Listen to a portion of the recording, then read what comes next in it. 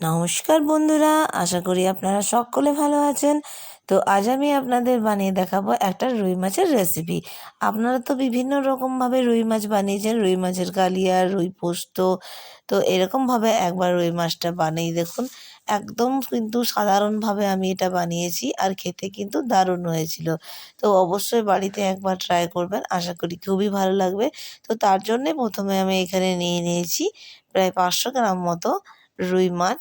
এবারে রুই মাছগুলো কিন্তু ভালোভাবে কেটে ধুয়ে পরিষ্কার করে নিতে হবে। আমি এখানে কিন্তু রুই মাছগুলো ছোট ছোট আকারের কেটে নিয়েছি, খুব বেশি বড়ও কাটিনি, খুব বেশি ছোটও না।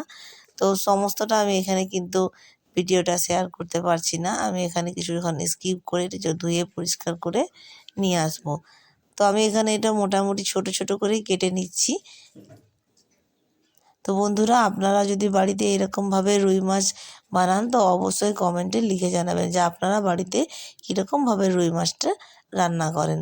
তো দেখতেই পারছেন আমি এখানে ছোট ছোট করে কেটে নিয়েছি। তো এবারে আমি এগুলো খুব ভালোভাবে আঁশগুলো ছাড়িয়ে পরে জল দিয়ে ভালোভাবে ধুয়ে নেব। তো এখানে আমি ধুয়ে নিয়ে চলে এসেছি, প্রায় অনেকগুলোই পিস হয়েছে। তো সমস্তগুলো আমি কিন্তু রান্না করব না, মাথাগুলো ভেজে রেখে দেবো অন্য একটা রেসিপির জন্য। তো এখানে আমি সাধারণ মশলা নিয়েছি, কাঁচা লঙ্কা, পেঁয়াজ, সর্ষে আর নামমাত্র একটু জিরে। তো প্রথমেই এখানে দিয়ে দিলাম মাছের মধ্যে নুন হলুদ মাখিয়ে আমি এখানে রেখে দেব। অপর দিকে যে মশলাটা নিয়েছিলাম সেটা কিন্তু আমি এখানে শিলনোড়ায় বেটে নিচ্ছি। আপনি চাইলে এখানে কিন্তু ডাস্টও ব্যবহার করতে পারেন, কিন্তু বাটা মশলাটার টেস্টে কিন্তু দারুণ হয়, তাই অবশ্যই চেষ্টা করবেন বাটা মশলাটা দেওয়া। আর আমি এখানে খুবই একটা সাধারণ মশলা, মাত্র সর্ষে জিরে কাঁচা লঙ্কা পেঁয়াজ এই দিয়ে কিন্তু একটা অসাধারণ কিন্তু রান্নাটা বানানো যায়। তো আমার এখানে বাটাবাটি কমপ্লিট হয়ে গেছে। এবারে বসিয়ে দিয়েছি আমি কড়া, তার মধ্যে কিন্তু আমি দিয়ে দিচ্ছি সাদা তেল। আপনারা চাইলে সর্ষের তেল দিয়েও বানাতে পারেন। তো আমার সর্ষের তেল শেষ হয়ে গিয়েছিলো, তাই আমি এখানে সাদা তেল দিয়ে কিন্তু মাছটা বানিয়ে নিচ্ছি।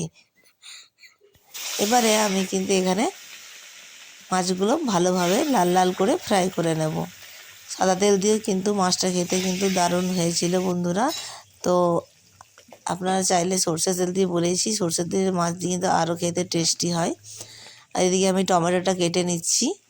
তো মাছগুলো অনেকটাই ভাজা হয়ে গেছে, এবারে কিন্তু এক পাশটা উল্টে নেব। আর এই মাছ ভাজাও কিন্তু গরম গরম ভাতের সঙ্গে কিন্তু দারুণ লাগে।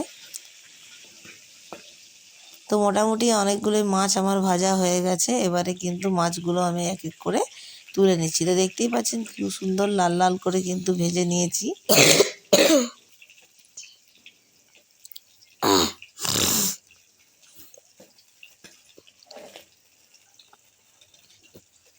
এবারে যে বাকি মাছগুলো থাকবে সেগুলো কিন্তু আমি তেলের মধ্যে ভেজে নেব।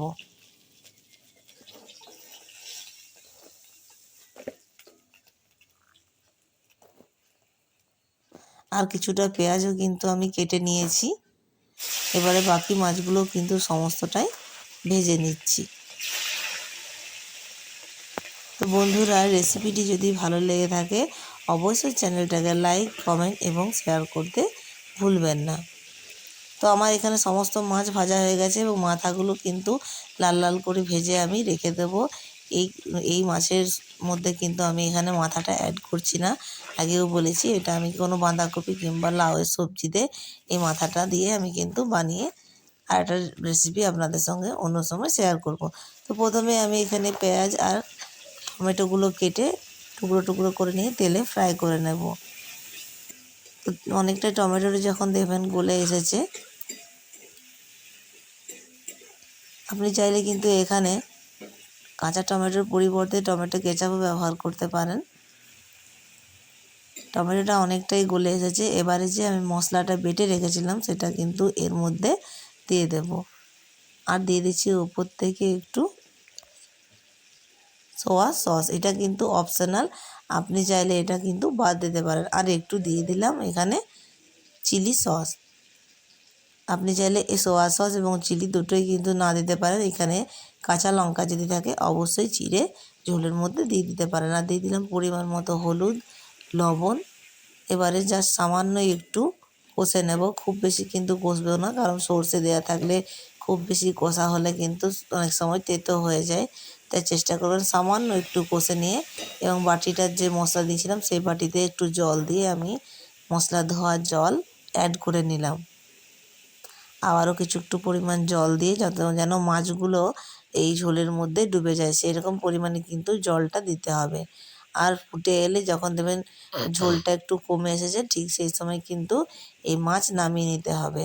তো দেখতেই পাচ্ছেন সমস্ত মাছগুলো মোটামুটি আমি এখানে দিয়ে দিয়েছি, মাথাগুলো বাদ দিয়ে। তো একটু নেড়ে চেড়ে নিব। আর এটা কিন্তু 2 থেকে 3 মিনিট ফুটিয়ে নেব। ঝোলটা কমে এলেই কিন্তু রেডি হয়ে যাবে সর্ষে রুই। কিন্তু দারুণ লাগে খেতে, একদম কিন্তু গরম গরম ভাতের সাথে তো বলারই নেই।